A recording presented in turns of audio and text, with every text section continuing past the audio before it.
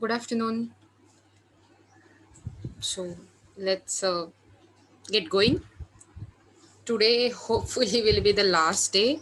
We are learning about demand forecasting for this semester because we are going to see the sums, and it's really needed that you need to keep your notebooks and pens with you. तुमच्याकडे notebooks आणि pens असली पाहिजेत तुमची. आज आपण गणित सोडवणार आहोत. Are you with me? जरा दाखवा बरं मला तुमचा बुलंद असा आवाज. Yes, ma'am. Yes, ma'am. Cool. 2 लोकांचे तरी कळले, म्हणजे निदान 2 जण तरी जागे असतील असं म्हणायला हरकत नाही रे. सो मी तुम्हाला गणित दाखवायला सुरुवात करणार आहे. पहिलं गणित आणि त्याच्यानंतर तुम्हाला होमवर्क पण सॉल्व्ह करायचं आहे. ओके, सेम टाईपची गणित आहेत, एक एक नीट समजून घेतलीत तर. Let's start with mathematics.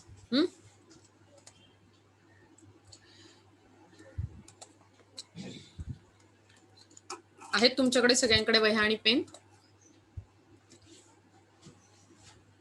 Yes, ma'am. Okay, cool. Then see the first question. तुम्हाला पाहिजे तर क्वेश्चन लिहून घ्या किंवा बेसिक लिहून घेतलं तरी चालेल. डिमांडचं इक्वेशन लिहून घ्या. D is equal to 700 - 5P. आणि बेसिकली तुम्हाला डी म्हणजे डिमांड माहितीये, पी म्हणजे प्राइस माहितीये. सो तुमच्याकडे ऑलरेडी येणार आहे पीपीटी. मला वाटतं मी पाठवलंय ऑलरेडी तुम्हाला, राईट? हे डिमांड फोरकास्टिंग वालं. Yes, ma'am. हां, मग तुमच्याकडे ते ऑलरेडी म्हणजे असूही शकतं. So let's C example 1. A departmental store conducted a study of the demand for men's shirt. म्हणजे पुरुषांच्या शर्ट्ससाठी. ओके, एक सर्वे कंडक्ट केला गेला किंवा स्टडी कंडक्ट केला गेला, त्याची डिमांड किती असेल मार्केटमध्ये. It was found that the average daily demand D in the terms of price P is given by the equation D is equal to 700 minus P. म्हणजे जर तुम्हाला P माहित असेल तर तुम्हाला D काढता येईल. म्हणजे तुम्ही P ची किंमत त्या इक्वेशन मध्ये इन्सर्ट करू शकाल, किंवा तुम्हाला जर समजा D माहित असेल तर P काढता येईल. डिमांड माहिती असेल तर प्राइस किती असेल तेही काढता येईल. ओके, आता मग मला सांगा, पहिला क्वेश्चन तुम्ही तुमचा सॉल्व्ह करू शकाल का? How many shirts per day can store expect to sell at the price of ₹100 per shirt? Okay, मग मला सांगा इथे तुमची पी किती आहे रे फर्स्ट क्वेश्चन मध्ये?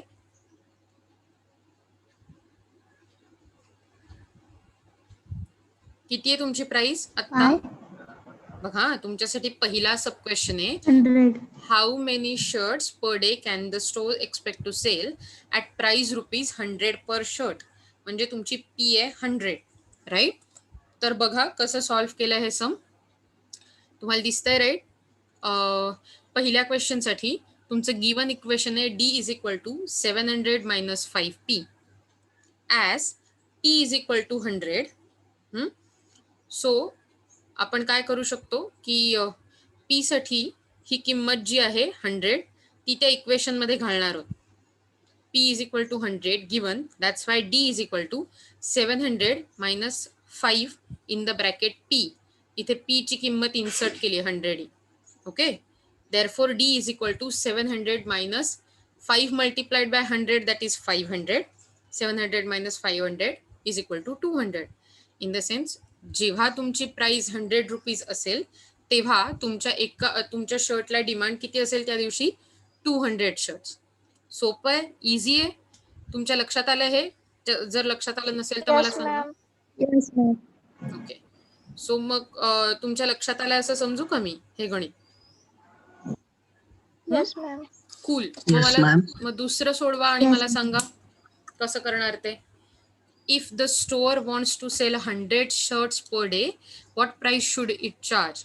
जर स्टोअरला 100 शर्ट पर डे मध्ये विकायचे असतील तर प्राइस किती असली पाहिजे?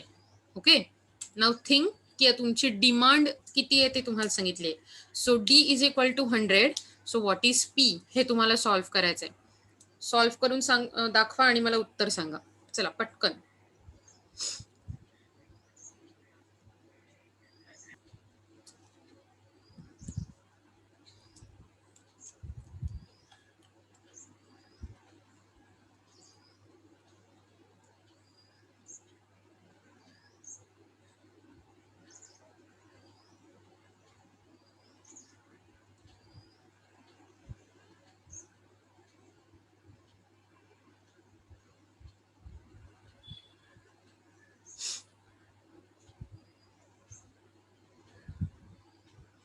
मिळालं उत्तर तुम्हाला?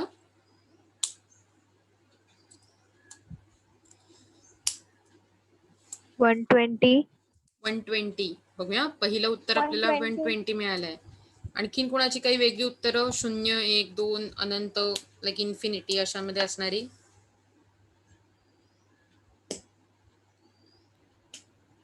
ओके, सो 3 उत्तर आपल्याला 120 मिळाले आहेत. Let's check. Okay okay, so let's see कसं सॉल्व्ह केलं आहे टर्म बाय टर्म. लगेच आपल्याला पुढचं उत्तर पण मिळणार आहे कारण. ओके, अरे 1 second. Okay,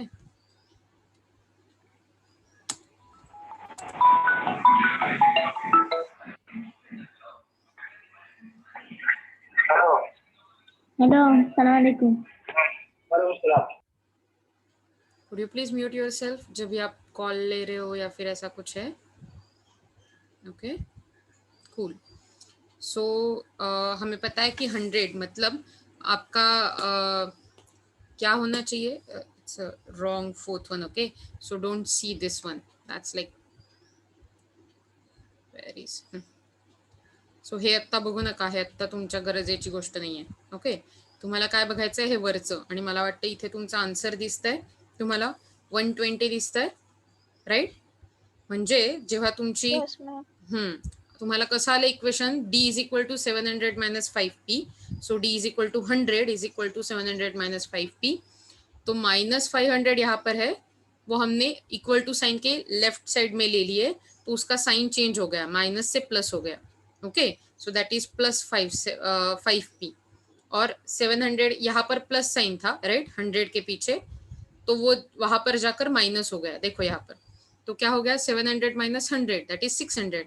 so 5p is equal to 600. That's why p is equal to 600 divided by 5 that is 120. लक्षात आलंय? Shirts price should be ₹120. नक्की लक्षात आलंय तुमच्या? आता तिसरा तुमचा तुम्ही सोडवून दाखवा मला. तिसरा आहे, what is the highest price anyone would be willing to pay? सगळ्यात जास्त प्राइस लोक किती पे करतील? आता बघा, सगळ्यात जास्त प्राइस होण्यासाठी जर प्राइस वाढली तर तुमची डिमांड कमी होणार, असा रूल आहे. बरोबर आहे की नाही? म्हणजेच जर डिमांड कमी होणार असेल तर निदान काहीतरी डिमांड असायला पाहिजे, मिनिमम. सो जेव्हा मिनिमम डिमांड असेल तेव्हा सगळ्यात जास्त प्राइस असेल. मग 0 अशी डिमांड असू शकत नाही की नाही, काहीतरी घेतलं पाहिजे मार्केटमध्ये. म्हणजे लेट्स अज्युम की डिमांड 1 असेल. ओके, सो म्हणजे तुमची डिमांड किती असेल जेव्हा तुम्हाला हायेस्ट प्राइस असली पाहिजे? 1 डिमांड. सो जेव्हा तुमची 5p तुमची डी तुमचा 1 आहे, तेव्हा तुमची p काय असली पाहिजे? असं ते सम आहे. येत आहे तुमच्या लक्षात नक्की? बघा बरं, minimum demand for the highest price is ₹1. सगळ्यात कमीत कमी डिमांड हायेस्ट प्राइस असताना 1 असली पाहिजे, राईट? म्हणून demand equal to 1. Therefore D is equal to 700 minus 5p. हे आहे given, right?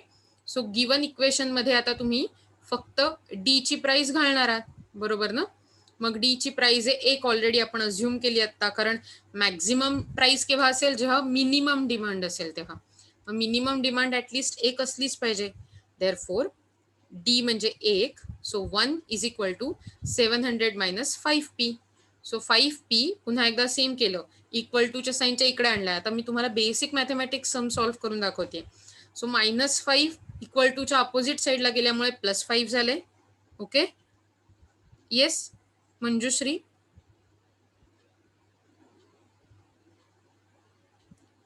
Do you want to say something Manjushree? Okay, so 5p is equal to 700 आणि इकडे इक्वल टूच्या मागे म्हणजे 1 होता तेव्हा त्याला प्लस साइन होतं, म्हणजेच इकडे जाऊन ते मायनस झालं. So 5p is equal to 700 minus 1. Therefore 5p is equal to 699 and therefore p is equal to 699.5. Therefore highest price p is equal to 699 upon 5 is equal to ₹139.80. That means the highest price of shirt will be ₹139.80.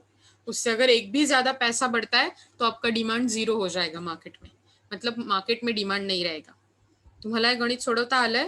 मला जरा पटापट उत्तर द्या. मला आजकाल जर तुमच्या वर्गात अतिशय ह्या प्रकारे जर दिसायला लागलं ना घाणेरडेपणा की तुम्ही उत्तर देत नाही आहात, तर मग बघा बरं का आपलं थोडंसं मग प्रॉब्लेम होईल आपल्याला शिकवताना. मला कळणारच नाही, एक तर तुम्हाला कळलंय की नाही आणि मग थोडासा इश्यू होऊ शकतो की नाही.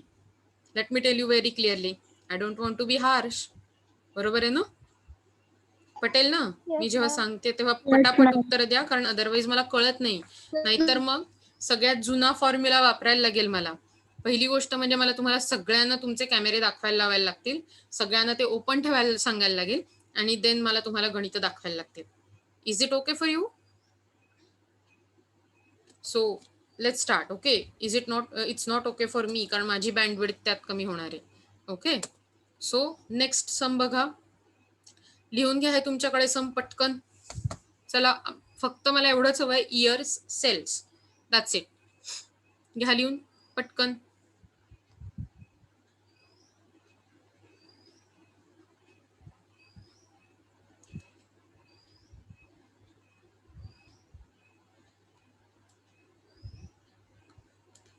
झालं लिहून तुमचं? 1991, 92, 93, 94, 95 साठी 45, 56, 78, 46 आणि 75 असे इन थाउजंड्स मध्ये सेल आहे.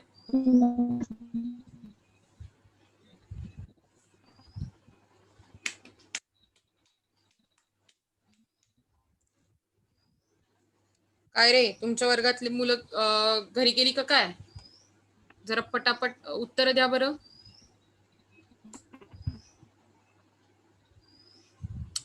Okay ma'am very good. Let's start. So तुम्हाला अशा प्रकारचे एक ऍक्च्युली टेबल बनवायचे.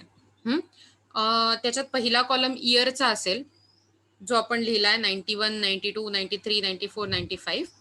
त्याच्यानंतरचा कॉलम असेल सेल्सचा, that is why. Again he given information आहे, त्याला आपण वाय म्हणतो सेल्सला.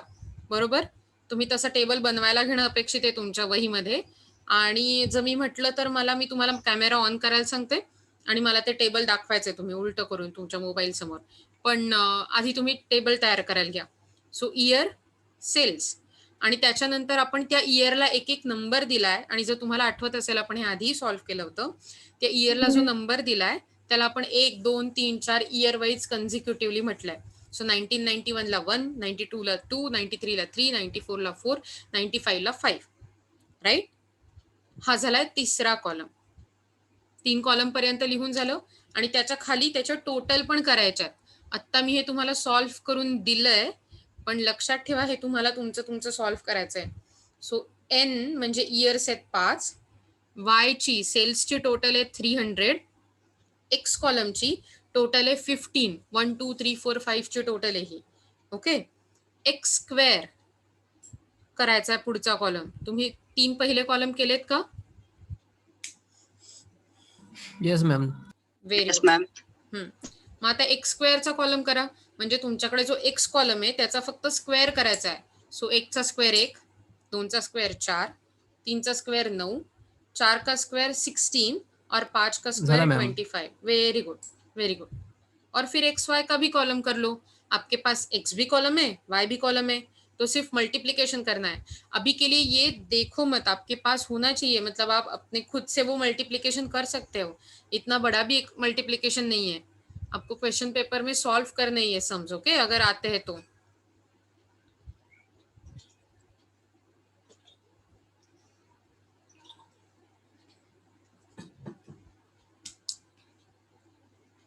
झाले सगळ्यांचे?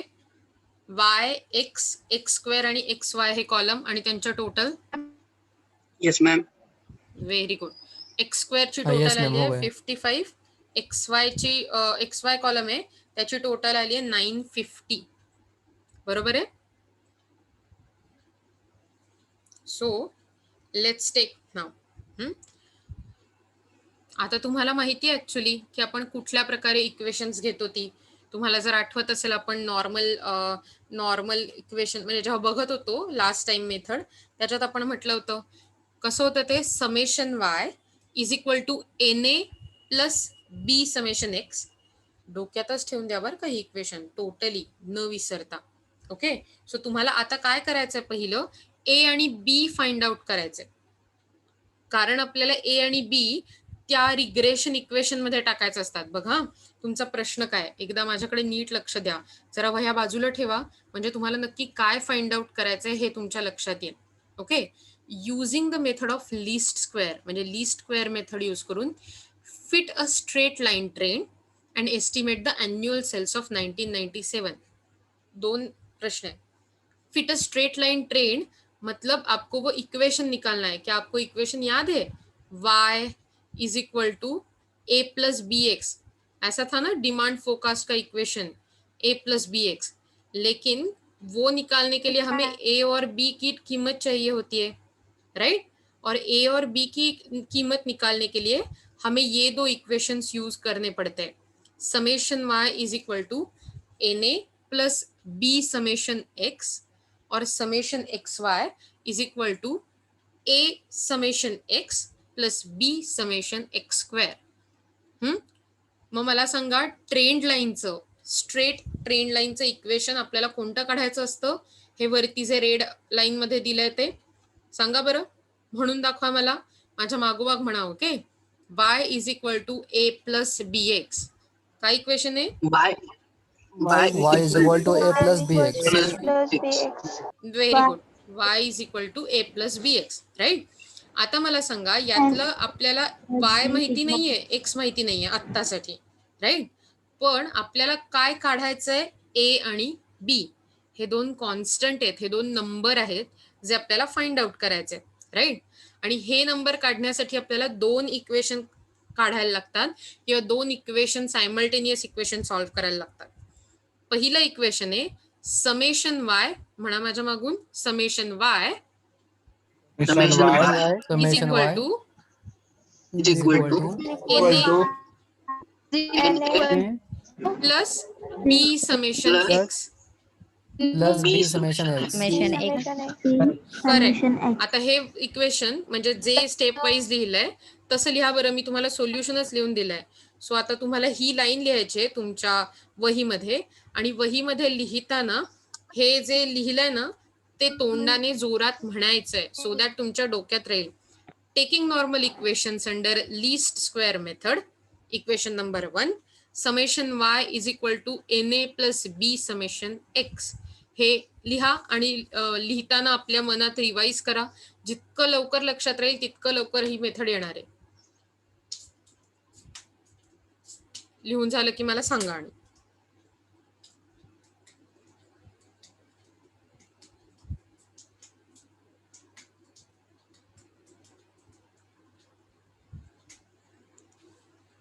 झालं लिहून? हा मॅम झालं. Yes, ma'am. Yes, ma'am. Very good, very good. आता दुसरं इक्वेशन बघा, माझ्या मागून म्हणा, summation X Y is equal to summation Summation xy XY is equal to a summation X plus a summation x plus b summation X square. X plus B summation X square. x square. करेक्ट. आता जरी हा अतिशय हास्यास्पद summation प्रकार वाटत square. असला की मी तुम्हाला मागे मागे म्हणायला लावतेय, तरी लक्षात घ्या, मला तुम्ही कोणी दिसत नाही आहात, मला फक्त माझा वेबकॅम दिसतोय, राईट? म्हणजे मला ते तुमच्यापर्यंत पोहोचलंय हे कळणं गरजेचं आहे. ओके, आता लक्षात घ्या, म्हणून आपण हे एवढे सगळे कॉलम काढलेत, y x X square, Y X किंवा X Y. Okay, so that आता ह्या सगळ्या कॉलमची जी टोटल आहे ती आपल्याला या इक्वेशन मध्ये घालायची, बरोबर? म्हणजे आपल्याला समेशन वाय ची टोटल 300 आली होती बघा, इथे 300 आहे की नाही, राईट? त्याच्यानंतर एन ए, तर एन आपल्याला कळला होता आपल्याकडे 5 इयर्स आहेत की नाही, म्हणून आपण इकडे 5 घेतलंय. ए ची किंमत आपल्याकडे नाहीच आहे. ओके, बी ची पण किंमत नाहीये, तो तसाचा तसा लिहिला. पण समेशन एक्स आहे, एक्स कॉलमची टोटल झाली 15, आणि म्हणून 15b असं आपल्याकडे आलंय. येते लक्षात पहिलं इक्वेशन मी कसं तयार केलंय?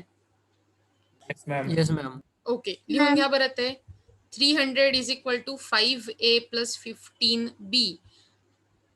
आणि मुख्य म्हणजे ह्यातली कुठचीही स्टेप जर लक्षात येत नसेल तर मला आत्ता सांगा, मी तुम्हाला आत्ता परत सांगू शकते.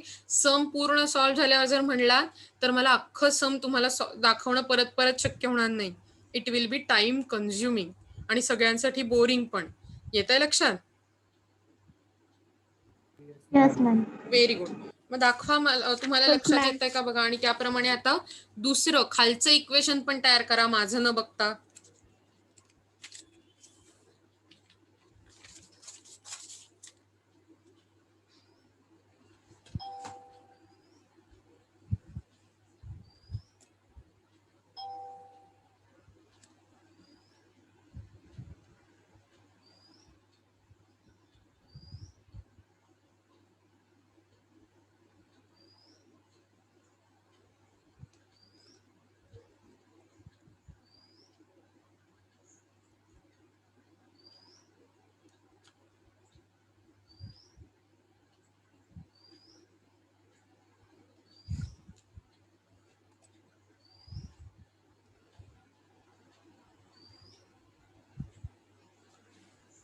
झालं दुसरं इक्वेशन लिहून? Yes, ma'am. Yes, ma'am. Very good. सांगा मला इक्वेशन काय झालं दुसरं ते. 90/50 is Nine- equal to 950 is equals to 15A plus 55B. 55B. Correct. जरा एकदा रिफाईल करू. 950 is equal to 15A plus 55B. बरोबर. आता ह्या बघा, प्रत्येक इक्वेशनला आपण नंबर दिलाय. ओरिजिनल इक्वेशन होती त्यांना आपण 1 2 म्हटलंय आणि त्याच्यानंतर आपण जी व्हॅल्यू घातलीत इक्वेशन त्यांना 3 आणि 4 असे कन्झिक्युटिव्हली नंबर दिलेत. घेतलेत का तुम्ही ते लिहून? Yes, ma'am. Very Yes, Yes, ma'am. ma'am. आता आपण Yes, ma'am. ह्याच्या पुढची स्टेप बघूया जी तुम्हाला आता तुमच्या स्क्रीनवर दिसतीये. ओके. Yes, ma'am. सो तुमच्या स्क्रीनवर तुम्हाला अशी स्टेप दिसतेय. So for solving the equations, म्हणजे आता ही जी वरची सायमल्टेनियस इक्वेशन आहे 3 4, ती इक्वेशन सॉल्व्ह करण्यासाठी आपण काय करूया. कारण बघा तुम्हाला आता दिसतंय third equation 5A plus 15B असं आहे. बरोबर. म्हणजे फोर्थ इक्वेशन जेव्हा 15A असं दिसतंय तर 5A हा त्याचा म्हणजे 15A हा 5A चा मल्टिपलच आहे. जर समजा 3 ने 5A ला मल्टिप्लाय केलं तर आपोआप आपल्याकडे 15A होणार आहेत. आणि मग ते जर एकमेकांमधून मायनस केले तर A पूर्ण निघून जाईल. इक्वेशन मध्ये एकच B उरेल आणि एकच B उरल्यामुळे तुम्हाला आपोआप इक्वेशन सॉल्व्ह करता येणार आहे. कारण एकच व्हेरिएबल उरणार आहे. आता मला माहितीये हे कन्फ्युजिंग आहे. ओके. म्हणून मी तुम्हाला काय सांगते, अशा टाईपचे इक्वेशन सायमल्टेनियस इक्वेशन सॉल्व्ह करताना हे बघायचं की इक्वेशन मधल्या कुठच्या गोष्टीला जर आपण मल्टिप्लाय केलं तर आपल्याला आपोआपच आपला जो नंबर मिळेल तो दुसऱ्या इक्वेशन मधल्या एका नंबर मधून कंप्लीट मायनस करता येईल आणि आपल्याकडे एकच व्हेरिएबल उरेल. ओके. त्यासाठी बघा काय केलंय आपण, जे थर्ड इक्वेशन आहे की नाही त्या थर्ड इक्वेशनला 3 ने मल्टिप्लाय केलंय कंप्लीट इक्वेशनला. जर इक्वेशनच्या दोन्ही बाजूना समान बाजूने मल्टिप्लाय केलं किंवा समान बाजूने डिवाइड केलं, फक्त मल्टिप्लाय किंवा डिवाइड, किंवा दोन्ही बाजूमध्ये समान ऍडिशन किंवा समान सबट्रॅक्शन, तर दोन्ही पुन्हा इक्वेशन समान लेव्हलचीच राहतात. इन द सेन्स त्या इक्वेशन मध्ये काहीही चूक होत नाही. पण जर समजा इक्वेशनच्या एकाच साइडमध्ये तुम्ही काहीतरी ऍड केलं, लेस केलं, मल्टिप्लाय केलं तर मात्र ते इक्वेशन पूर्णपणे चुकतं. त्यामुळे लक्षात ठेवा, इक्वेशन सॉल्व्ह करताना नेहमी दोन्ही साइडमध्ये मल्टिप्लिकेशन किंवा division, whatever the actions you are taking, you should take it on both sides. राहील लक्षात? इक्वेशनच्या किती साइडना ऍक्शन घ्यायची ते इक्वेशन करेक्ट राहण्यासाठी? दोन्ही साईडला. करेक्ट. दोन्ही एका side. साइडला घ्यायची नाही. नाही. मग आता आपण हे जे इक्वेशन आहे थर्ड इक्वेशन, त्या थर्ड इक्वेशनला मल्टिप्लाय करून घेऊया 3 ने. सो बघा आता तुमच्या लक्षात येत आहे का? Just a minute. ओके. इथे माझा चुकून एक नंबर चुकलाय तर मी तो तुम्हाला सांगते. बघा तुम्हाला डिटेक्ट करता येतोय का सांगा मला हा नंबर. मी कुठला चुकीचा लिहिलाय नंबर या इक्वेशन मध्ये? बघा मी चुकून इथे 5 लिहिलंय. नाही. आपल्याला 3 ने मल्टिप्लाय करायचंय की नाही. सो 3 आणि 3 हे लक्षात ठेवा इथे. ओके. सो 3 मल्टिप्लाइड बाय 3, कारण आपण सगळ्या इक्वेशनला 3 ने मल्टिप्लाय करणार आहोत की नाही. So 3 multiplied by 300 that is 900, right. येतंय लक्षात. आणि पुन्हा equal ma'am. To 3 multiplied bye 5a, म्हणजे आता ए तसाच्या तसाच ठेवायचा, कारण ए ला दुसरं काही नाहीये. आणि 5 मल्टिप्लाइड बाय 3 किती येतात? 5 त्रिक 15. 15. करेक्ट, म्हणून 15. 15. आणि त्यामुळे तुमचा नंबर होतो 15a. येतंय लक्षात. So 900 equal to 15a plus, आता मगाशी पुढची टर्म आहे 15b, आणि त्याला आपण 3 ने मल्टिप्लाय करणार आहोत. करेक्ट. आणि त्यामुळे बी तसाच्या तसा ठेवला आणि 15 मल्टिप्लाइड बाय 3 केलं. 15 त्रिक 45. 15 3s आर 45, आणि म्हणून आपली नंबर आला 45b. थोडक्यात नवं झालेलं इक्वेशन तयार झालंय, 5th इक्वेशन. त्याला नंबर द्या 5. 900 is equal to 15a plus 45b. 5th equation. तुमच्या लक्षात आलंय हे 5th इक्वेशन नक्की? Yes, ma'am. Yes, ma'am. Very good. म्हणजे आता तुमच्याकडे एक 5th इक्वेशन रेडी झालंय. लेट मी गो फर्दर पुढच्या स्क्रीनवर.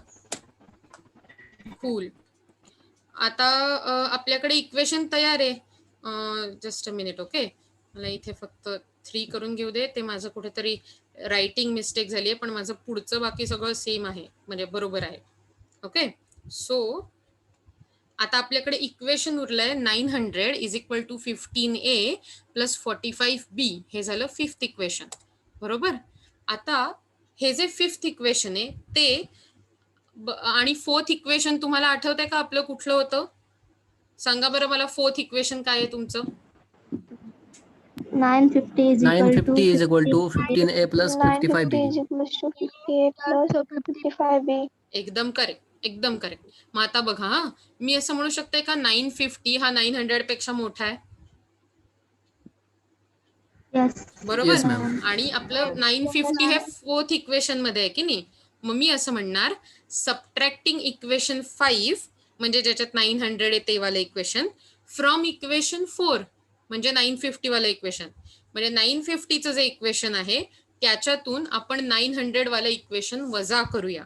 ओके, लेस करूया.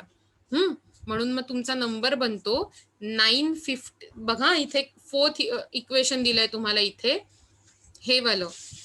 ओके, सो हे इक्वेशन आहे 950 is equal to 15a plus 55b minus 900 equal to 15a plus 45b.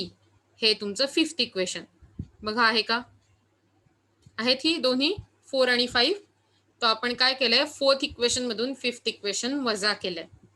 इथपर्यंत लक्षात येतंय? ऍटलीस्ट या लाईन पर्यंत.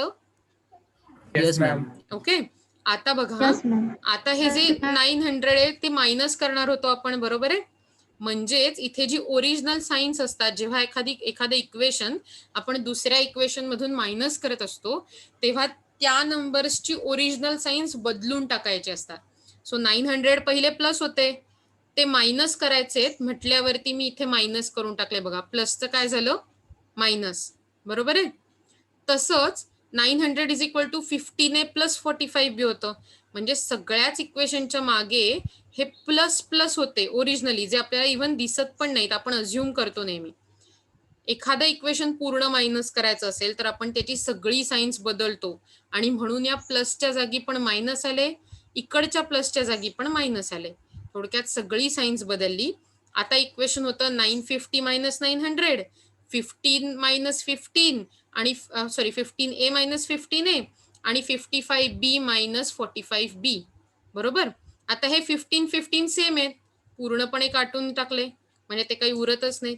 950 मधून 900 गेले, किती उरले? 50. करेक्ट, 50 राहिले, राईट. सो दॅट्स वाय आपल्याला इकडे दिसतात 50 आणि 55b मायनस 45b किती उरले?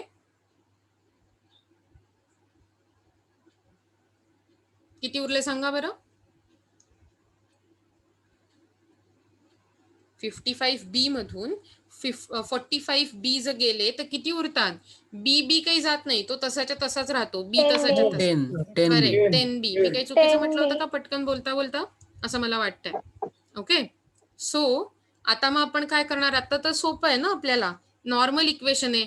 मग आपण काय केलं, 50 डिवायडेड बाय 10 केलं. हे जे 10 आहेत ते मल्टिप्लिकेशन मध्ये आहेत ना इकडे, म्हणजेच अपोजिट साईडला जाऊन डिव्हिजन मध्ये होणार. सो बी तसाच्या तसाच ठेवलाय, फक्त मी त्याची साईड बदलली आहे, कारण जनरली आपल्याला जे उत्तर हवं असतं त्याची लेफ्ट साईड असते. आणि हे जे 50 आहेत तेही तसे ठेवून मगाशी 10b म्हणजे 10 मल्टिप्लाइड बाय बी होतं, म्हणून मल्टिप्लिकेशनचं साईन काढून त्याला उलट केलं, कारण आपण इक्वल टू साईनच्या अपोजिट साईडला आलो. 50 डिवायडेड बाय 10. बघा इथे का b is equal to 50 divided by 10, therefore b is equal to 5. मिळालं का इक्वेशन आपल्याला? इक्वेशन मधला पहिला नंबर मिळाला का? Yes, ma'am. येतंय लक्षात? नक्की इथपर्यंत लिहून घ्या तुम्ही जरा, मी तुम्हाला 2 मिनिटं Yes, देते. ma'am.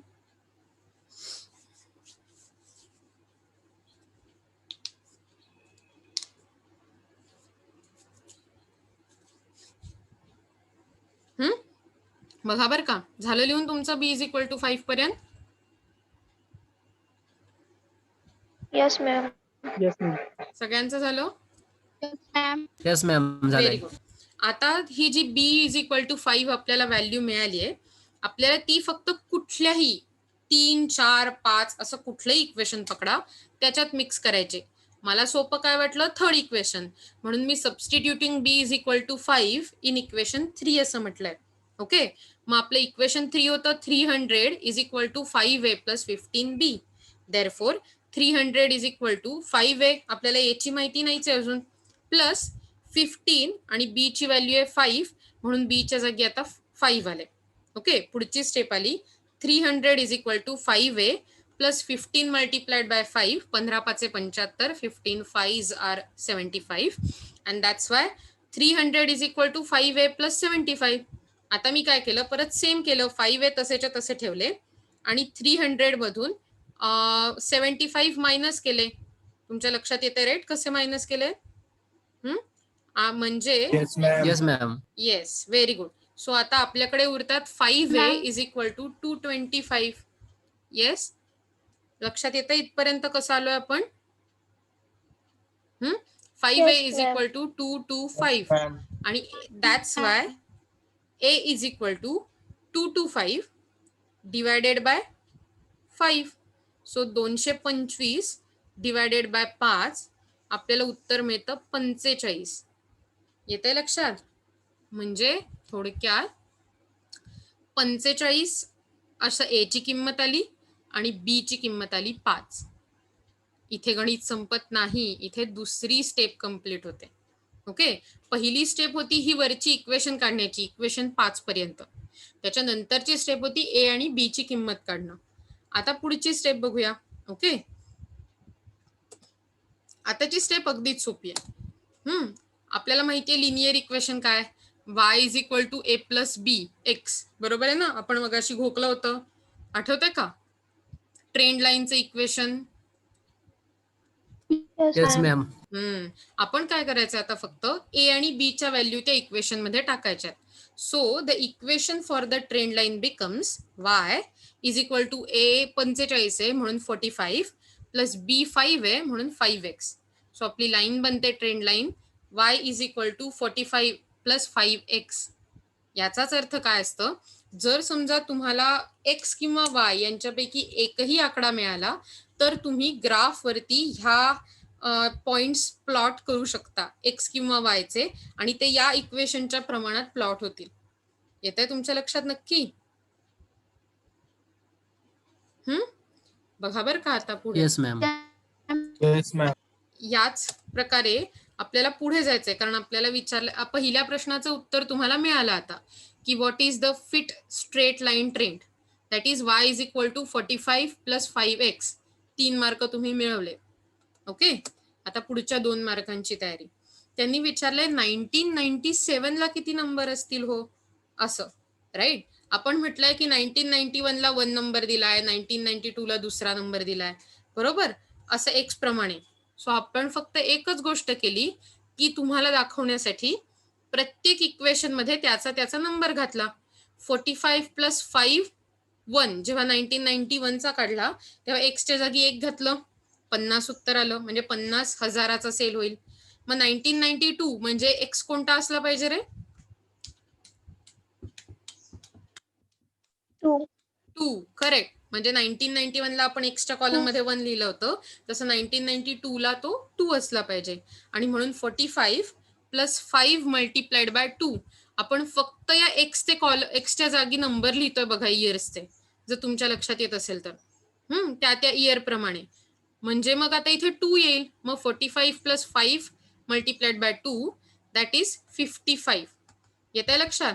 आणि अगदी तसंच सगळ्या इयर्सचं केलंय. 1993चं 60 आलंय, 1994 कारण एक्सच्या जागी 4 लिहिलंय, 1995 कारण एक्सच्या जागी 5 लिहिलंय. सो आलं 60, 65, 70 हजार. म्हणजे थोडक्यात या प्रत्येक कन्झिक्युटिव्ह वर्षी तुमचा किती सेल होईल ते. पण आपल्याला विचारलंय 1997.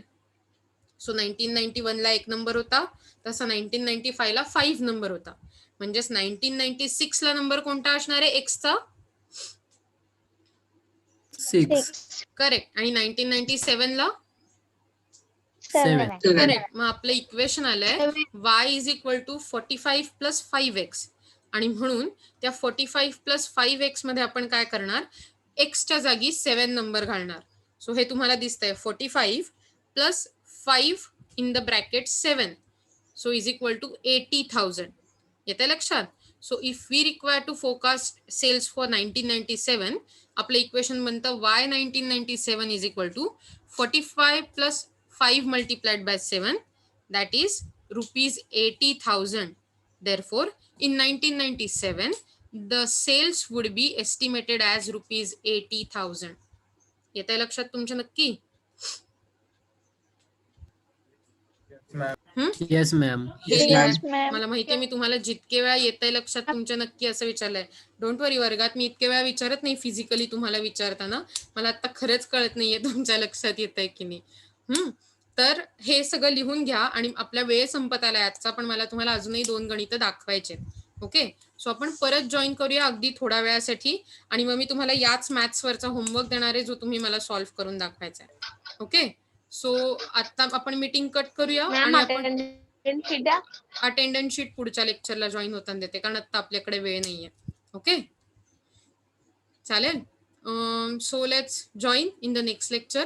मी आत्तासाठी म्हणजे मीटिंग एंड करते. ओके.